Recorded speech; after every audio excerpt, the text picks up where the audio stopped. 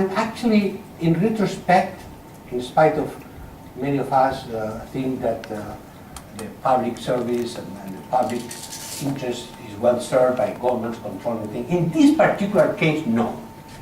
Governments hate the internet because their power of control of communication is bypassed by the internet. So if governments, including the US government, would have controlled the internet before, at the time where they understood it, the internet would be different. But they didn't understand it. They didn't know what the internet really was. It was supported in the Congress, in the US Congress, simply because it was part of the military package, and anything that is military is immediately supported. But they actually released it before having any consciousness about what the internet was about, and therefore the internet grew by itself, expanding, and the genie was out of the bottle, and there was no way to change it. So the institutional conditions were very important. But for me, I would say that a very important factor, the free interaction between technology, institutions, is social and cultural change. Internet expanded because it fitted into something that independently from the internet was growing as the culture of our societies, independently. That I have called the cultural dimension of the network society, but I will not go into the analysis of the network society, but I will emphasize which are the key factors in this culture. There are two: individuation and networking. Individuation means the production of ideas, projects, actions that start from the point of view of the individual. The individual, I'm not saying, or if you wish in sociological terms, the subject. I prefer subject because sometimes it's individuals, sometimes it's groups of individuals, but as remaining individuals. So the subject can be defined by a collective subject, but this collective subject is always network. It's always groups of individuals. Now, individuation is not individualism. Individualism is a subcategory of individuation when you say, from my point of view as a subject, in the process of individuation, I decide that the end and the beginning of everything is my own personal interest. That's individualism. But you can say, as an individual, I want to contribute to save the whales. I am bigger than myself. I am as big as all the whales in the universe. Or I want to save the children in Africa. Or I want to actually find an econometric model that could change the way we think about the economy. And therefore, it's not just my individual interest, my profit. I want to contribute. So individualism is not individuation. Individuation has a strong sociological tradition in the last 20 years. Many people, Ripek, Anthony Giddens, Bowman, have worked on that. And it really is one of the things that characterizes our culture. This is, in fact, explains to a large extent the crisis of institutions that do not take into consideration what people as people and not as citizens or as consumers or as whatever you want to say have to say or do in society.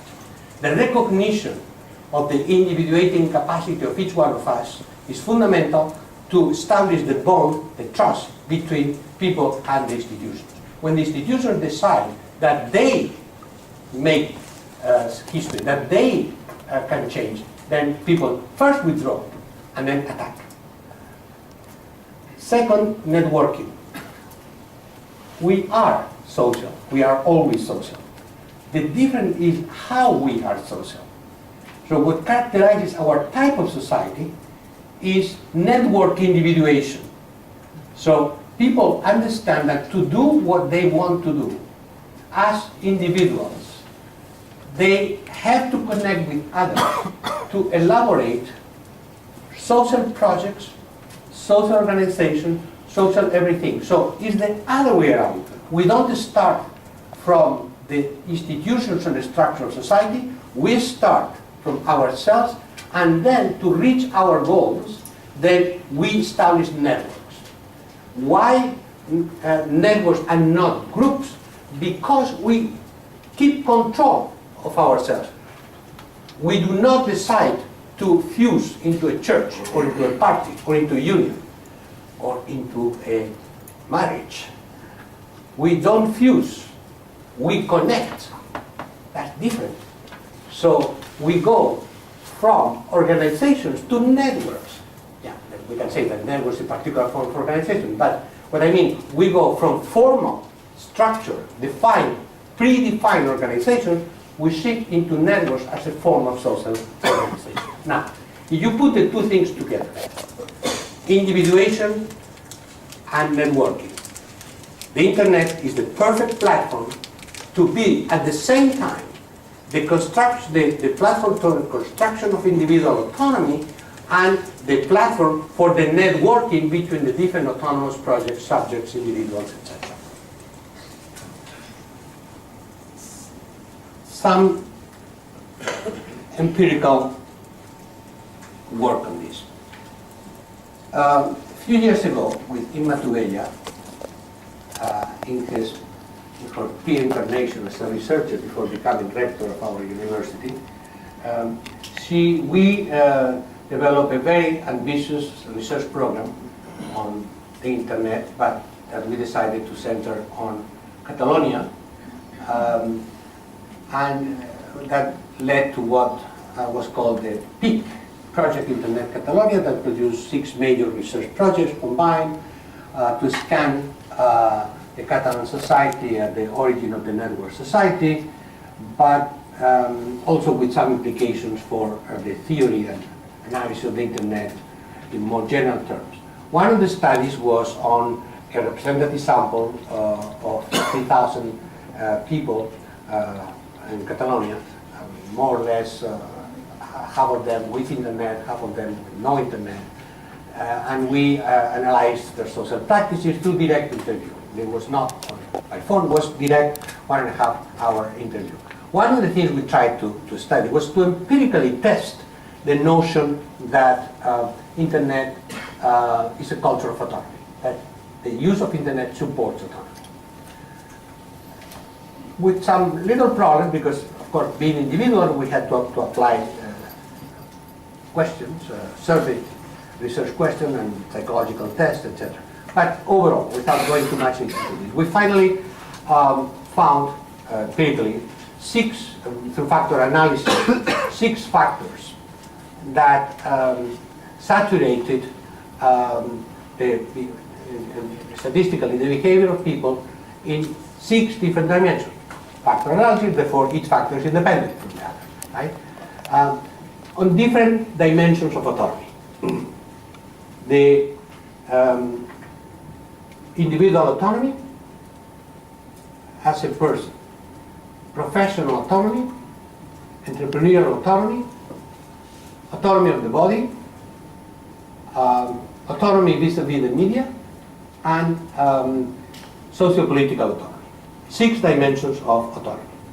Of course, in the population at large, autonomous individuals are a minority, always. Now, and understanding by autonomy that people who define their behavior independently from the norms of society or institutions, not necessarily against, but independently. Now, then we measure the relationship between people who were in each one of these dimensions of autonomy and the uses of internet in terms of intensity and frequency, with a time sequence from 1 year to another year. The results, simply presenting them, were simple, but at the same time I would say was interesting to show it for the first time. The more you use internet and the more frequently and the more intensely, the more you become autonomous, the more you become autonomous, the more you use the internet. And it's not circular, it's with a time sequence. And this is true for the 6 different types. So regardless of the dimension of autonomy, all dimensions of autonomy that are statistically independent, so they're not the same individuals, show a strong correlation between the factor that represented that level of autonomy and the uses of the internet. So